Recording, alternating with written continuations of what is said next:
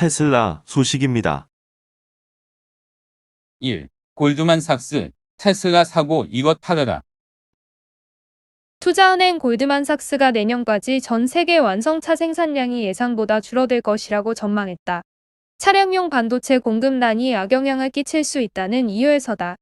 다만 테슬라와 제너럴 모터스에 대해선 매수 추천 의견을 냈다. 27일 CNBC 방송에 따르면 골드만삭스는 올해 완성차 생산량 전망치를 기존 8,300만 대에서 7,500만 대로 하향 조정했다. 내년도 예상치는 9천만 대에서 8,500만 대로 낮춰 잡았다. 골드만삭스는 적어도 몇 분기 동안 수요와 공급이 매우 빡빡할 것이라며 단 하나의 부품이 없어도 생산이 중단될 수 있다고 밝혔다. 골드만삭스는 코로나19 여파로 차량용 반도체 공급이 차질을 빚고 있다고 진단했다. 해상 운송 등 물류가 원활하지 않은 것도 완성차 부족의 원인이라고 설명했다. 그러나 테슬라와 GM은 여전히 매력적인 투자처라며 매수 추천 등급을 매겼다.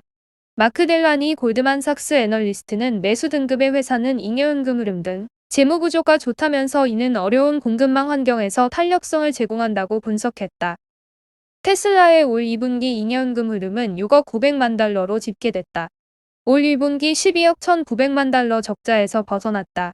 지난해 같은 기간에 비해선 53% 늘었다. 골드만삭스는 테슬라에 대해 성장성을 갖춘 완성차 업계의 리더라고 평가했다. 목표 주가는 875달러로 제시했다. 지난 24일 종가보다 13% 높다. 테슬라는 27일 전거래일보다 2.19% 오른 791.36달러에 거래를 마쳤다. GM에 대해선 공급망 회복으로부터 수혜를 입는 경기 순환주 성격을 가지고 있다고 했다. 그러면서 전기차 부문 등에서 이익을 얻을 수 있는 기회가 있다고 전망했다. GM은 내년에 전기 픽업 트럭 쉐보레 실버라도 1,500을 출시할 계획이다. GM의 목표 주가는 24일 종가보다 13% 높은 59달러로 설정했다. GM은 27일 전거래일보다 1.93% 상승한 53.24달러에 마감했다. 전기차 업체 로즈타운 모터스에 대한 투자 의견은 기존 중립에서 매도로 낮췄다. 소규모 완성차 업체가 공급난 위기에 더 취약하다는 이유에서다. 로즈타운 모터스의 주가는 올해 60% 넘게 떨어졌다. 목표 주가는 5달러로 유지했다. 24일 종가보다 34% 낮은 수치다. 로즈타운 모터스 주가는 27일 전거래일 대비 2.77% 상승한 7.78달러에 마감했다. 애플 소식입니다. 1. 중전력난, 애플까지 피해. 중국 전력난이 반도체 글로벌 공급망 부족 현상을 악화시켜 애플, 테슬라 등 글로벌 기업에게 충격을 줄 것이라는 전망이 나왔다. 세계 투자은행들은 헝다그룹에 이어 전력 문제까지 불거지자 중국의 경제성장률 전망치를 잇따라 낮췄다. 월스트리트 저널은 대만 반도체 업체들이 상당수 진출해 있는 장쑤성, 저장성, 광둥성 등 세 곳에 전력난이 집중되고 있다며 27일 이같이 보도했다. 이들 대만 업체 가운데 일부는 이미 대만 증시의 중국 공장 가동을 중단했다는 공시를 띄우고 있다. 이들 업체가 전력난으로 조업을 멈추면서 반도체 부족으로 중국에서 아이폰을 조립하고 있는 애플이나 자동차 제조업체 등도 타격을 받고 있다. 대만 자유시보는 28일 중국의 전력 공급 제한 위기는 장쑤성, 저장성, 광둥성, 상하이, 상동성 등 경제 중심지뿐만 아니라 내륙인 광시 정족 자치구, 윈난성의 일기까지 전국적으로 급속 확산됐다면서 애플, 테슬라 공급업체를 비롯해 대만 기업에게도 영향을 미쳤다고 보도했다. 애플 공급업체인 대만 유니마이크론 테크놀로지는 지난 26일부터 4월 5일 동안 장쑤성 콘산에 있는 공장 3곳의 가동을 중단했다. 대만 폭스콘 계열사로 테슬라에 부품을 공급하는 이성정밀, 애플 아이콘과 스피커 계약을 맺은 콘크래프트도 쿤산 공장을 같은 시점부터 각각 5일 동안 중단한다고 발표했다. 애플 협력업체이자 아이폰 조립업체 가운데 하나인 대만 페가트론 역시 콘산과 수저우에 있는 공장의 에너지 소비를 줄이기 시작했다. 중국 경제 매체 차이시는 중국 동북부의 단전은 민생에 심각한 영향을 미치고 있다면서 전력 공급 부족은 수백만 kW급으로 붕괴 직전이라고 이날 전했다. 중국은 지난달부터 기업의 석탄과 전력 소비를 제한하는 에너지 소비 통제 정책을 시행하고 있다. 4분기에도 정책이 유지되면 피해는 급속히 늘어날 것으로 추정된다. 미국 투자은행 모건 스탠리는 전날 보고서에서 알루미늄, 시멘트 등 산업이 심각한 피해를 입었다면서 알루미늄 생산 능력의 약 7%가 중단되었고 중국 시멘트 생산 능력의 29%가 영향을 받았다고 썼다. 세계적 투자은행과 전문가들은 전력 부족을 이유로 올해 중국 경제 성장률 전망을 하향 조정했다. 일본 노무라증권은 석탄 가격 급등과 정부의 엄격한 탄소 배출 목표를 감안할 때 중국의 안정적 성장률 유지 기대는 비현실적이라며 올해 연간 성장률을 기존 8.2%에서 7.7%로 낮췄다. 모건 스탠리 역시 비슷한 이유로 4, 4분기 경제 성장률이 1%포인트 위축될 수 있다고 관측도 새로 제시됐다. 여기다 흥다 문제가 해결의 실마리를 풀지 못한 채 금융권 등에 영향을 미치고 중국 내수가 회복되지 못하면 중국 연간 경제 성장률은 더 떨어질 가능성은 있는 것으로 전문가들은 내다봤다. 자유시보는 중국 경기 침체와 글로벌 공급망 혼란에 영향을 미치고 중국의 사회적 불안정 위험이 증가하고 있다고 진단했다. 마이크로 소프트 소식입니다. 1. 하이브리드 업무 혁신 전략 발표. 한국 마이크로소프트가 28일 하이브리드 업무 혁신 전략을 발표했다. 이날 열린 간담회에서는 전 세계 노동시장의 변화와 이를 지원하는 마이크로소프트의 다양한 솔루션이 소개됐다. 이지은 한국 마이크로소프트 대표는 기존의 전통적인 업무 시간과 공간의 개념은 더 이상 유효하지 않은 시대가 도래했다라며 넥스트 노멀 시대의 디지털 가속화를 위해 조직은 전반적인 운영 모델의 유연성을 포용해 하이브리드 업무의 복잡성을 해결하고 근본적으로 변화하는 노동시장에 적응해 나가야 한다라고 강조했다.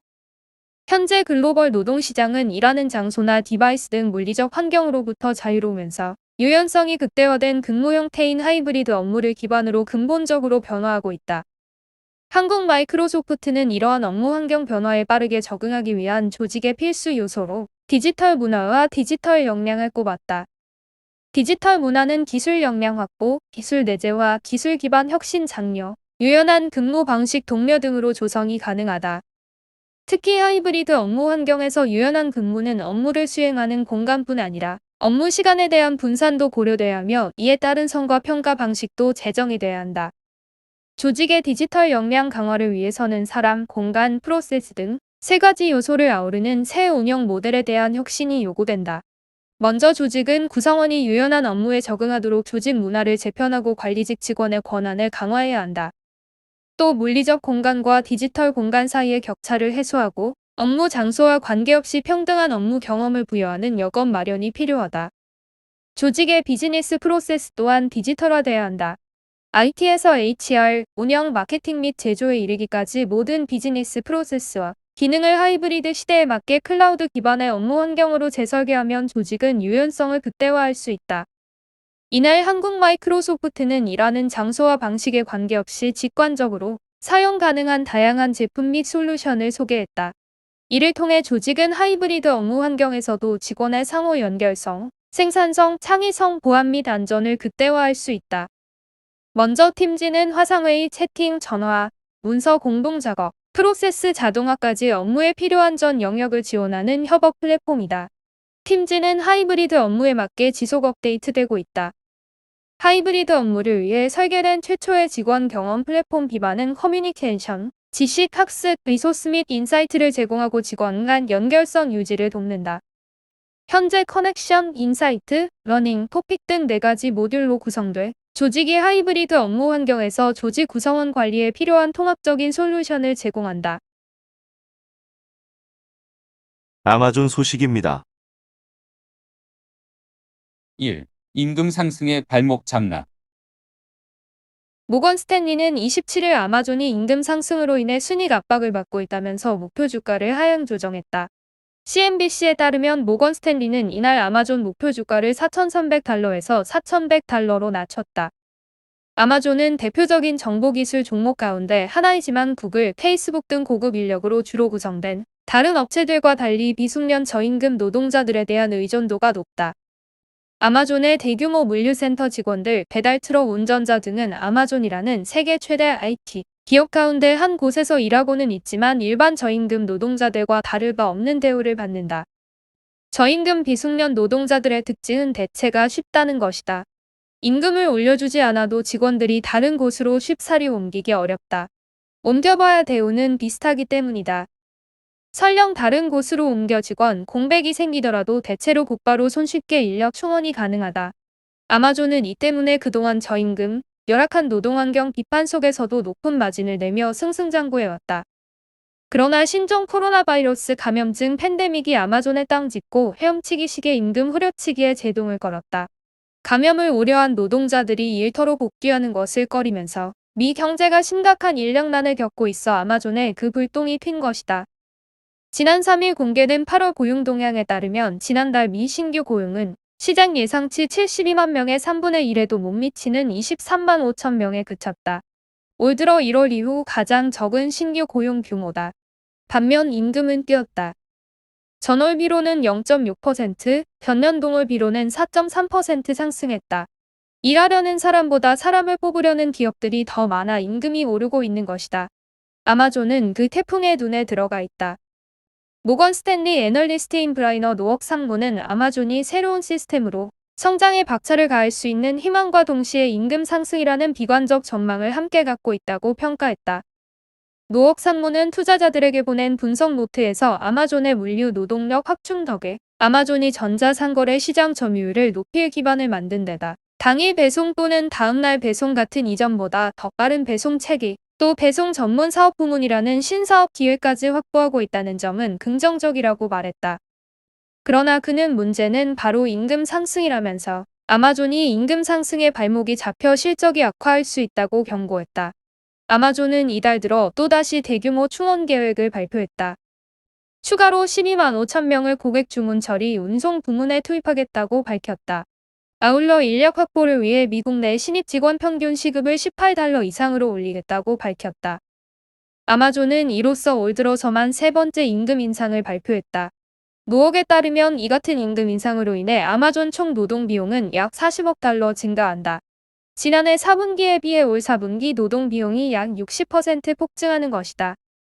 1인당 노동 비용은 올 4분기 전년 동기 비 50% 높아질 것으로 모건 스탠리는 분석했다.